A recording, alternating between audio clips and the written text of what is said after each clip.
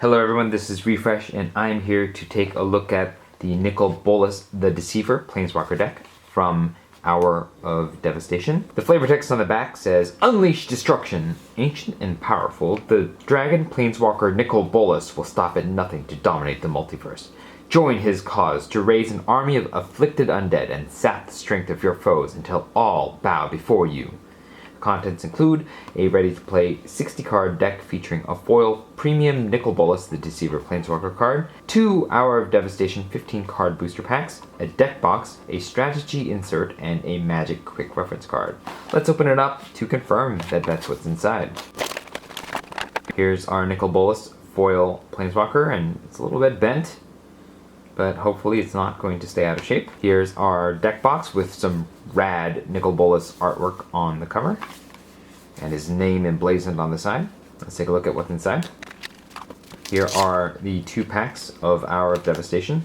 A little bit smooshed, but still intact. Here's our quick reference guide.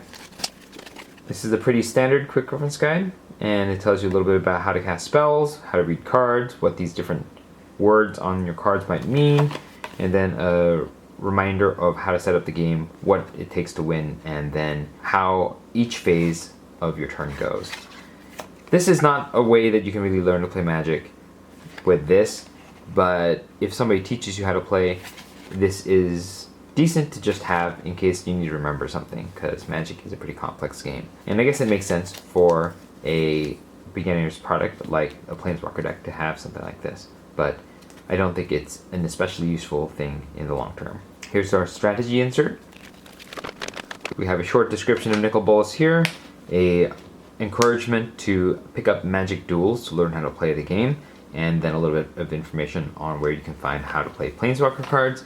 There's a description of how you play the deck, and it does name a few cards, but it's not exactly that good at explaining what the strategy of the deck really is. It just kind of seems like a mid-range deck from the description, and it's not especially instructive. I do kind of wish that these things came with more of a deck tech that shows you each card and tells you what they all are doing in this particular deck. There's a section here that tells you on how to boost the deck, and it's very generic. It kind of just tells you to look for cards with the colors, and that kills creatures. Not especially helpful, although, you know, I guess maybe a new player may need to be reminded to not add cards that don't have one of Nicol Bolas' colors. This is a 3-color deck in Grixis colors, blue, black, and red, and here's the deck list. That's nice to have the deck list. It seems to come with some multicolor lands as well, but it seems to be fairly balanced in terms of its land distribution, so that's something.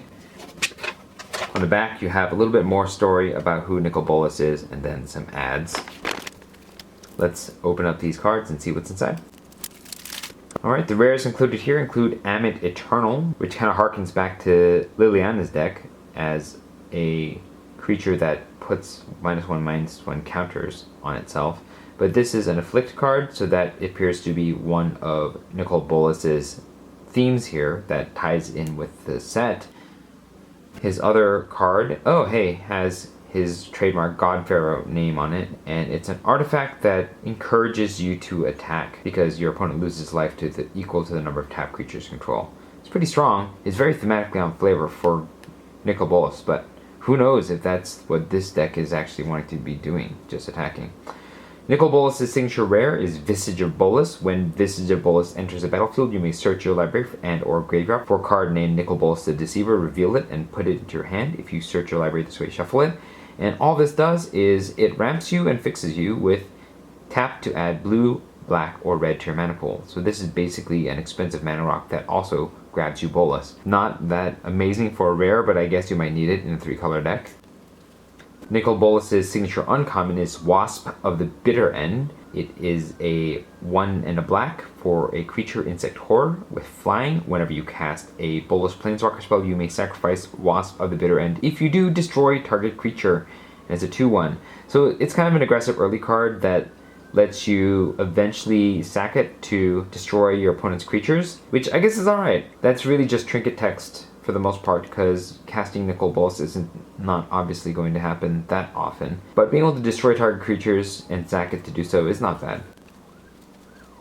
Zealot of the God Pharaoh, again featuring Nicol Bolas' name, appears to be Nicol Bolas' common card, and it's a decently costed body. It's a 4/3 for 3 and a red, and you can actually pay 4 and a red for Zealot of the God Pharaoh to deal 2 damage to target opponent, so it is in some sense a mana sink in the late game.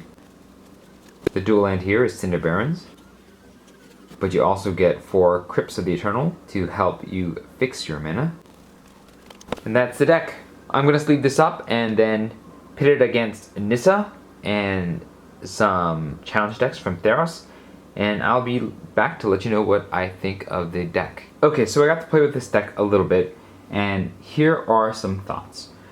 First of all, most of this deck is a very aggressive deck. The Afflict mechanic, which is the primary mechanic that this deck is highlighting, really wants you to attack with your creatures, and then if your opponent blocks, you're still going to get damaged through. So the vast majority of this deck, from the very bottom to the very top, is heavy on the aggression. We have 2/2s with Afflict, we have flying creatures, we have first strike creatures, we have undercosted creatures that can't block, creatures that give other creatures flying, and then a whole bunch of Afflict spells here, and then these Zealot of the God Pharaohs, which are Nicol Bolas' additional common cards, have the capacity to, even if the board state gets stalled, get through for additional damage, as well as the open fires, which double as removal, but can also go directly to your opponent's face. And the other rare here, Throne of the God Pharaoh, wants your creatures tapped at the end of the turn, which means that you want to be attacking, because then they'll drain more life. To this end, this deck is actually fairly good. The deck is heavy in the 2 and 3 drop slots. I kind of wish that there were more in the 1s, but that's okay. Magma Spray will get rid of early blockers. Supernatural Stamina is a little weird because there are no real good enter the battlefield abilities on any of these creatures, and so its capacity to give your creature a power bonus but let it come back isn't as interesting as perhaps maybe more direct removal like open fire or direct damage spells might have been for this style of deck. But the rares, Animate Eternal and Throne of the God Pharaoh, really do play towards this, and I really appreciate that this deck is mostly on the same game plan. Now, the biggest contradiction to that game plan actually comes from Nicol Bolas himself. Nicol Bolas the Deceiver is an 8 mana card, and a deck like this really wants to stay low to the ground, hit as hard as it can, and finish its opponent off before its opponent can actually get started. And so Nicol Bolas coming in at 8 mana does mean that this deck has something in it that doesn't really stick to the game plan and happens to be the star of the deck. His abilities tend towards being more controlling, and so it is really the opposite of everything else that this deck is trying to do. And I kind of wish that Nicol Bolas here was actually more in line with what the deck is trying to do instead of being the exact opposite. His rares also push towards being more controlling because they're just mana fixers, and there I think that they exist specifically to help this deck ramp to playing Nicol Bolas. The other thing about Nicol Bolas that makes this deck a little bit weaker is the fact that Nicol Bolas has a blue in his casting cost, and then because of that, there are 5 islands in the deck. And I guess whoever designed this deck wanted to give those islands more purpose, and so they put in 4 spells in the 3-drop slot that were blue.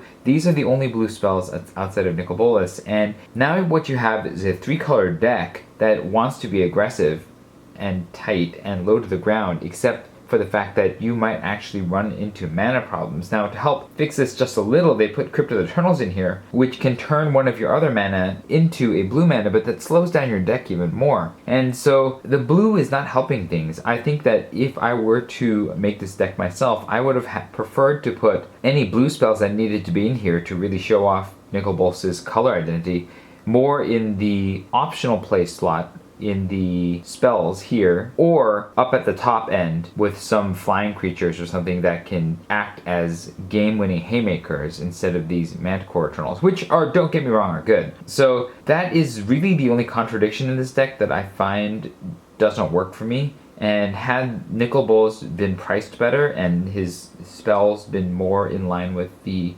general aggressive nature of this deck, I think this could have been an example of how to do Planeswalker decks like Gideon's deck was in the past. As it is, it's still a pretty good deck because there are really only 3 cards that don't fit what it's trying to do.